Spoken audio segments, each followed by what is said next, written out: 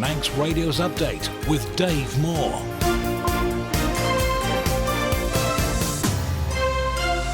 The time is 5 o'clock. You're listening to Manx Radio. I am Dave Moore, and this is Update. Welcome to the programme. Half an hour of the latest news in the Isle of Man, plus Manx sport, business and travel updates along with the newsmakers in person. Coming up, and MHK is calling for more transparency when island bus services are cancelled. The Steam Pack is explaining why it cancelled some recent Manxman sailings. And a 2-day conference has begun on raising awareness on domestic violence in the Isle of Man. That's all coming up in the next half hour. But first of all, the update headlines with Chanel Saku. Fastamai. MHK has apologised to orthopaedic patients after their appointment letters were not delivered. 12 people missed their consultation with a surgeon yesterday. Public Health Isle of Man's warning that hand, foot and mouth disease is currently circulating in the island. It's a common infection that causes mouth ulcers and spots on hands and feet, most commonly in children under the age of 10. Port Erin commissioners will be submitting an objection to the Road Traffic Licensing Committee over the removal of the Craignish bus route. It's also planning to ask other local authorities in the south to oppose the move. And Manx professional tennis competitor Billy Harris is making his debut at Great Britain at the Davis Cup today. The former Albany Lawn and Castletown Lawn player is currently one set up against Finland in Manchester. In international news, the mother of one of Britain's youngest rioters will have to pay compensation and take a parenting course because she went to Ibiza when her son was due to be sentenced. Her 12-year-old is said to have shown the worst type of feral behaviour during 2 separate episodes of disorder in Manchester. Kamala Harris and Donald Trump have met for the second time in less than 12 hours. The pair were at the same 9/11 memorial following a fiery televised debate ahead of the US presidential election. And a new sculpture of the late Queen in Northern Ireland has been ridiculed by local residents. One councillor said it doesn't resemble her in any shape or form. Those are your headlines. News at 6. Thank you, Chanel. Moving on to the weather, and sunny, clear spells with occasional blustery showers this evening and tonight. Strong northwest winds, minimum temperature of 6 Celsius, and continuing with occasional showers tomorrow, potentially heavy at times, which will then become more isolated as the day progresses. Moderate to fresh northwest winds and temperatures only up to 12 degrees Celsius in the afternoon. Dry but largely cloudy for much of Friday, with a spell of rain then arriving in the evening. The light and variable winds will settle to the southwest and gradually increase to become strong for the evening. Top temperature then of 13 Celsius. Manx Glass and Glazing don't just do the big jobs. It's easy to repair broken greenhouse glass at Manx Glass and Glazing. For greenhouse glass cut to size, call 674 573. Many people are struggling. You could help them with a donation to Isle of Man Food Bank. Whether food or other essential items or financial support. Please call 646 999. Brought to you by Descon Office Interiors. Relax at Wicked Soy Candles overlooking Douglas Bay. Our candle and wax melt courses includes refreshments from £40 per person, and you can bring your own drinkies. Wicked Soy Candles, Tower House Douglas, where relaxation and creativity come together. For a wide range of wood-burning stoves and a complete installation service, visit The Snug in Ramsey. And we don't stop there. Kiln-dried firewood and full aftercare service, including chimney sweeps and maintenance. Call The Snug in Ramsey. A great night's sleep got even better with Zed's Bedding Store. From quality Beldorm bed linen and mattress protectors, fleece and woven throws to luxury duvets from the fine bedding company. Zed's Bedding Ramsey, next to Isle of Man Bank. You're listening to the Isle of Man's quintessential daily news and current affairs roundup. Update on Manx Radio. And MHK says there needs to be more transparency when bus services in the island are cancelled. The comments by Douglas East Representative Joni Farragher come after around 40 routes didn't run over the weekend because of what's described as operational constraints.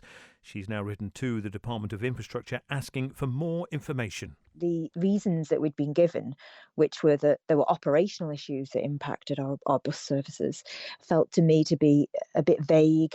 And really, I feel like we all deserve to actually know what those reasons are so that we can get a gauge on how long they might take to resolve, how reliable our bus service can be over the next however long it might take, how much resource it might take to resolve it, etc. I really do think that it's not really acceptable to say operational issues are impacting our bus service. We do need to know what's going on here. I do think that we could learn from this in terms of getting that communication right. People do deserve to know actually what's going on with public services, and a catch-all vague phrase is just a little bit frustrating for people, I think, and it might exacerbate the issue. And anecdotally, we've heard that staffing issues were the main problem over the weekend, but that also a number of services were potentially cancelled because priority had to be given to private bookings. So particularly on that last point, what are your thoughts if that's true? So that is what I have specifically asked the Minister. I have asked them if they could make it clear if there is any link between fulfilment of private contracts and cancellation of public services, because to me that's not acceptable. If there is going to be private contracts, that needs to be an open tender process, and I think everybody needs to have the opportunity to apply for that. And we should never ever be in a situation where those private contracts are taking precedence over public services. That's just completely unacceptable in my view. So I would like to find out whether that's the case. If it's staffing issues, I wonder why that hadn't been flagged before. And I think this is why it's quite important to get some more information out there. What would have been the cause for that level of cancellations? It's just something that we need more information about. It feels to me that there's a big gap in our understanding of what's happened here. Given that we are currently trying to move towards a greener island and wanting to try and reduce our impact on climate change, do you think enough value is put on our bus services by government in that context? This is the core issue for me, really, is that our bus services really, really need to be reliable and stable and secure. And people need to feel that if they turn up at that bus stop, if they make that big change from their car, that is going to be a reliable, dependable way for them to travel. Douglas East MHK Joni Farragut talking there to Amy Griffiths. Manx Radio has submitted 4 requests to the Department of Infrastructure on this topic and is still waiting for a response. Meanwhile, an Onken MHK is calling for an extra sitting of the House of Keys to be organised so issues with connectivity can be discussed. It follows disruption on the island's public transport network at the airport and with sailings. News editor Tessa Hawley joins me in the studio now. Tess, what is Julie Edge hoping to achieve? So the Onken MHK has today confirmed that she's written to a number of her political colleagues saying urgent action is needed to address the current issues. And those issues span across the bus network, as we've just heard, down at Ronaldsway Airport with frequent flight cancellations and of course on the sailings front too. Julie Edge says connectivity should be one of our top priorities as an island and has questioned why the Manannan has been able to sail when the Manxman could not. Well, she's obviously referenced there the steam packet cancellations yesterday, and we'll hear more about that in a moment. But has the company responded to questions about why the Manxman missed sailings? It has, actually. It's published a blog which aims to address some of the common questions which are asked when a sailing is cancelled. It says it's aware the company is a topic of conversation as much as the weather, and has addressed things like why the Ben McCree can't sail in place of the Manxman, why the newest ship can't sail to Liverpool rather than Heysham, and questions over the wind. And Julie Edge is also calling for the Chief Minister to get involved. She is. In fact, she's asked the question, where is our Chief Minister? Saying the public need action, answers and solutions to restore services to levels pre-Manxman. And she's not the only one who seemingly wants Alfred Cannon to get involved. Her constituency colleague Rob Collister says he'll support her call for an extra sitting of the House of Keys if it means the Chief Minister will get a grip of the situation. Now, he claims issues with connectivity are damaging business and what's left of our tourism economy, adding confidence is at an all-time low and urgent improvements are necessary. Mr Collister says if the Infrastructure Minister and Enterprise Minister cannot effectively address the urgent need for improved connectivity, then the Chief Minister must take responsibility. So, we know what the backbench MHKs are saying. What about the ministers? What have they got to say? The short answer to that, Dave, is nothing. After the numerous bus cancellations over the weekend that we know affected many of our listeners, and as you've just heard, Manx Radio made repeated attempts to speak to the Department of Infrastructure. We asked for a proper explanation as to what had caused the services to be shelved and for clarity over those claims that a number of drivers had walked out. We've sent those requests directly to the DOI Minister Tim Crookall and to his communications team and are still waiting for a response. We've also now invited the Chief Minister to respond to the calls for him to get involved in rectifying the current situation, and we are waiting to see if that request will be granted. You're listening to the Isle of Man's quintessential daily news and current affairs roundup. Update on Manx Radio. And the conversation on this continues with the steam packet defending its decision to cancel some of yesterday's Manxman sailings. It shared an article on its website answering some of the most common questions it saw on social media. The comments have been responded to by Fleet Operations Manager James Royston and Tom Turner, who's one of the captains on Manxman, and Ben McCree. Both were also involved in the design and build of the Manxman, as Amy Griffiths reports. They say when a sailing is cancelled because of high winds, a number of factors are considered, particularly wind direction. For example, Heysham Port is more exposed when there's a northwesterly wind, so 30 knots from the northwest in Heysham would have a larger effect on the vessel than if it was 30 knots from the southwest, when there's shelter from the nuclear power station. They also say they have access to more detailed weather data, which isn't publicly accessible, which they use along with their local knowledge of the ports to assess the forecast as well as the current weather conditions. Meanwhile, a number of other challenges have been responded to. Mr Royston and Mr Turner say the maximum wind speed, per the risk assessments for Ben McCree to berth in Heysham, is very similar to Manxman's, and therefore the Ben McCree couldn't sail if Manxman wouldn't have been able to either. They've also confirmed that trials to dock the Manxman in Liverpool still haven't been carried out, which means it can't be used as an alternative route for the time being. The steam packet is hoping to have more flexibility to consider Liverpool as an option in the future though, although it won't be possible to transport freight due to, they say, circumstances outside our control. They explain why the Manannan might be able to sail and not the Manxman, saying the wind conditions between Liverpool and Heysham can be very different, and that the layout of the land and buildings around the ports means they are affected more by different wind directions. When asked if Manxman is too big for Heysham, Mr Royston says Manxman's dimensions are based more on Douglas than Heysham, as Douglas is a smaller port. Manxman is 133 metres long, but other vessels using Heysham are up to 147 metres long. He also adds its draft is pretty much the same as Ben McCree's and can be altered in port. Responding to accusations that Manxman was a cancelled cruise ship, they say the vessel was designed and built specifically for the steam packet to a bespoke design, based on the requirements of the Sea Service Agreement and using input from customer surveys.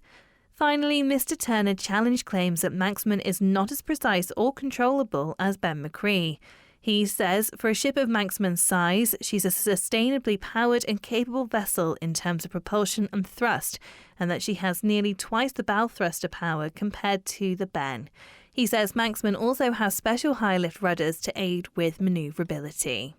Amy Griffiths reporting. FC Isle of Man's boss Paul Jones is describing his side's 2-1 away win last night over Ramsbottom United as probably the best he's had since he's been manager of the club.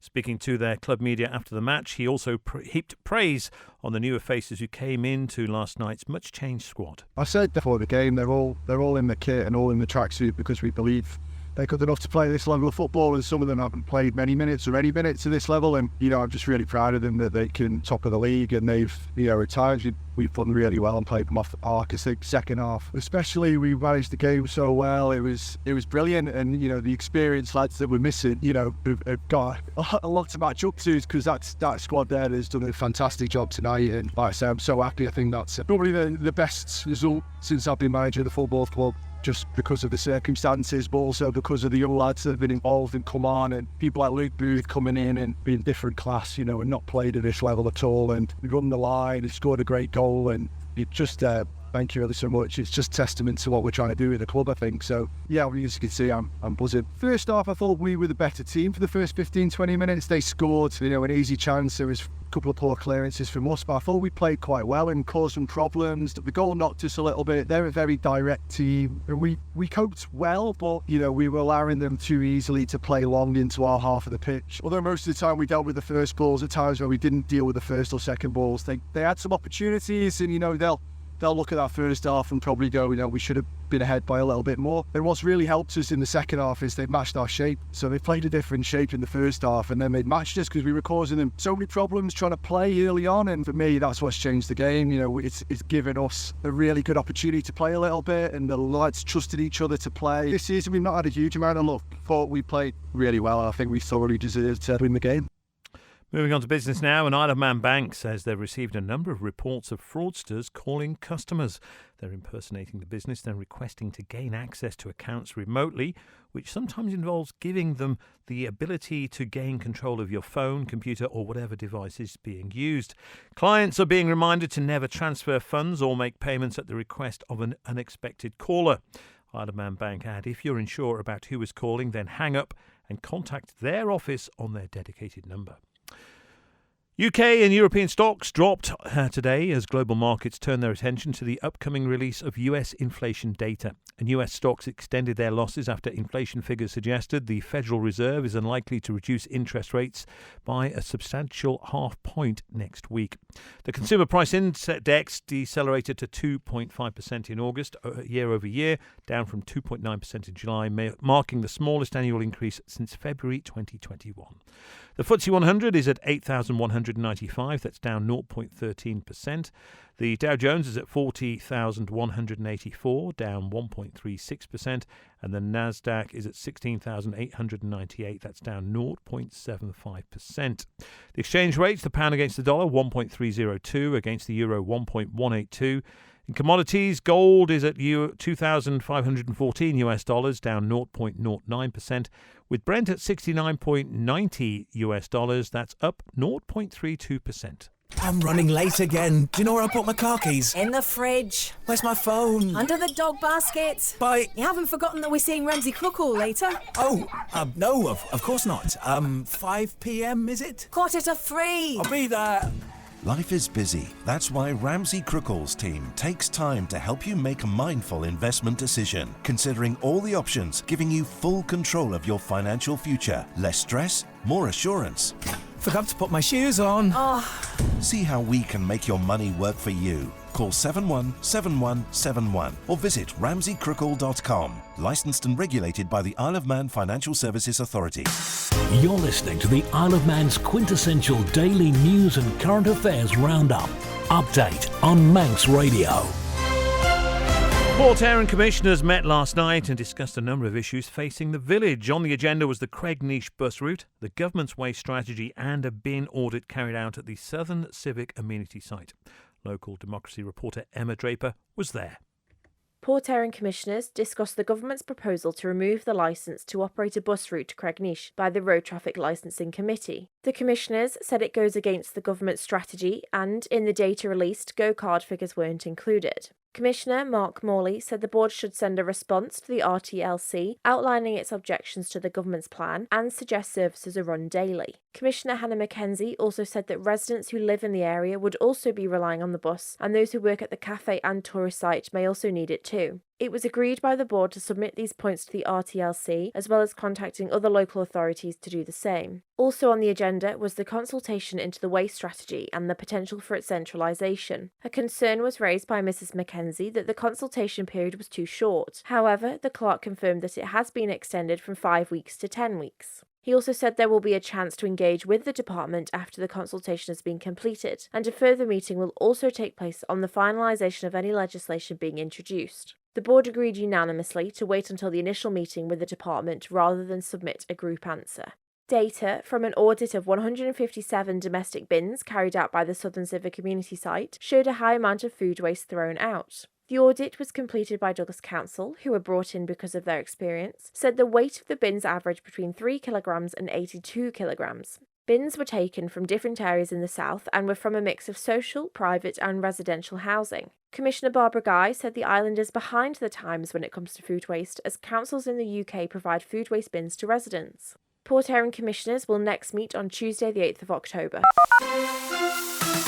Manx Radio Travel, driven by Quayside Tyres and Service Centre. The good news is everything in and out of the airport this evening is on time. However, in terms of sailings, the Manxman, which was due to go at 7:45 this evening, is now departing at 9 o'clock, which means it'll get into Heysham around 2 o'clock. Passengers are asked to check in no later than 8:15. Ask how you can spread the cost interest-free at Public Health Isle of Man's warning that hand, foot and mouth disease is currently circulating in the island. It's a common infection that causes mouth ulcers and spots on hands and feet, most commonly in children under the age of 10. Lewis Foster reports. Hand, foot and mouth disease is not to be confused with foot and mouth, which mainly affects farm animals. The first symptoms are a sore throat, high temperature and a lack of appetite. This is normally followed by painful mouth ulcers and a raised rash on hands and feet, and sometimes the groin and bottom areas. The spots can be pink, red or darker than flesh depending on skin tone. They can turn into blisters, which can become painful, although symptoms are usually mild and are the same in adults and children. If their kids are affected, parents are advised to keep them away from school or nursery while they're unwell. The disease generally lasts from a week to 10 days. There are no antibiotics or other medicines to cure it. To help ease the symptoms, though, the advice is to drink cool fluids apart from acidic fruit juices to prevent dehydration. Soft foods such as yogurt are best to eat. Avoid salty, spicy meals. Paracetamol and ibuprofen are recommended to help ease the pain. And Public Health Isle of Man says there's no need to see a GP unless you're pregnant or the symptoms do not improve after a week. An urgent doctor's appointment is encouraged if a child has a very high temperature or is hot and shivery. The spread of disease can be prevented by frequent washing of hands and using tissues to trap germs. Items like towels, cups and cutlery shouldn't be shared either. Lewis Foster reporting. You're listening to Manx Radio. This is Update, and a 2-day conference has begun in the Isle of Man, hoping to raise awareness of domestic abuse. Victim Support says the number of referrals it receives has gone up by 30% each year for the past 2 years. The charity's hosted the event as part of its 25th anniversary commemorations. Chief Executive Lorna Trevethan has been telling us more. We are 25 years old this year, so we wanted to do an event that was celebrating all we've achieved over the last 25 years. But I also chair the Domestic Abuse Forum for the Isle of Man, and we came up with the idea of having a conference to raise awareness for domestic abuse, so we kind of pulled the two together. So today is very much focused on domestic abuse, and then tomorrow is much more about victim support and where we've been and where we are now and actually where we're hoping to go for the future. So the main point of the next 2 days really is to raise awareness around domestic abuse and obviously all the services that are on the island to support people. And you mentioned the panel that you have today is a panel of incredible speakers, and I think the turnout probably really reflects that because it's really busy out there. And how does that make you feel, knowing that people really are wanting to listen to this topic? I think it's great because obviously Natalie's been over before and she sort of said that the take-up 10 years ago wasn't like it is today. So there's that real willingness now to try and break the taboo of talking about domestic abuse and how people are affected by that. So I think the panel are probably better off placed to speak than me on that, because they work tirelessly in this arena to ensure that we are raising awareness and profile around this really important topic. And what is the situation like on the Isle of Man? Obviously it's difficult to be able to say definitively, but as we understand it. So we, in the last financial year up to March, we had 534 referrals across all our services, of which half were for domestic abuse, which is 30% up on the previous year and 30% up on the year before that. And I think that's not that it's happening more, it's more that people are willing to come forward more and report and actually talk about it. So we're seeing a reflection in that today with the amount of people wanting to come and actually listen and understand more about what domestic abuse is, how to support and talk about it more. And that 2-day conference here in the Isle of Man got underway today. Joining me now in the studio with the latest sport is Rob Pritchard. Faster Mai. Faster My Dave. Well, starting with tennis, and Isle of Man pro tennis star Billy Harris has taken victory on his Davis Cup debut for Great Britain this afternoon. The former Albany Lawn and Castletown Lawn player has beaten Finland's Otto Virtanen in straight sets at the AO Arena in Manchester. It means Harris and GB have taken victory over Finland in their opening group stage match of the competition with a game to spare, after Dan Evans won the opening tie between the nations earlier on. Well, next up for Harris and Great Britain will be the second group stage game against Argentina on Friday before the final group contest against Canada on Sunday. Currently, Harris is continuing to extend his career-best ATP rankings, currently residing at 101st in the men's world standings going into this week. Elsewhere, in athletics, entries for this year's Sigquirk Half Marathon athletics event have had to close early just over 24 hours after opening due to overwhelming demand. It's been confirmed all 500 places available to take part in the competition on Sunday the 17th of November were filled by yesterday afternoon, having only opened on Monday morning. Organisers, the Isle of Man Veteran Athletes Club, says it's unable to accommodate a waiting list at this time and is thanking people for their continued support and understanding. Well, last year also saw high volumes of competitors with entries in 2023 having to close just 9 days after opening. The meeting sees those involved take on either half-marathon run or half-marathon walk races on a course in the south of the island, in and around the Castletown and Ballasalla areas. And finally, the Isle of Man senior golf squad battled tough conditions during their latest Northern Counties qualifying campaign this week. 6 players made up the Manx team in the form of Gary Ash, Andrew Hudgeon, David Kinraid, Julian Sutton and Keith Ward at the City of Newcastle Golf Club during Tuesday. Following the 2 rounds of the event, the Isle of Man finished 7th in the standings on 815, whilst Durham took victory at the other end with a tally of 742. Durham claimed top spot, just 3 shots clear of Northumberland in second, whilst making up the top 3 in third was Lancashire. We have 20 seconds. What a year Billy Harris is having. Absolutely, and I think what's been remarkable is the grass court season he's been having. Of course, made the main draw at Wimbledon for the men's singles for the first time, and great at Eastbourne and elsewhere as well. So great run for him at the moment in the last few months for Billy Harris, and from a Manx perspective, long may it continue. Thank you, Rob.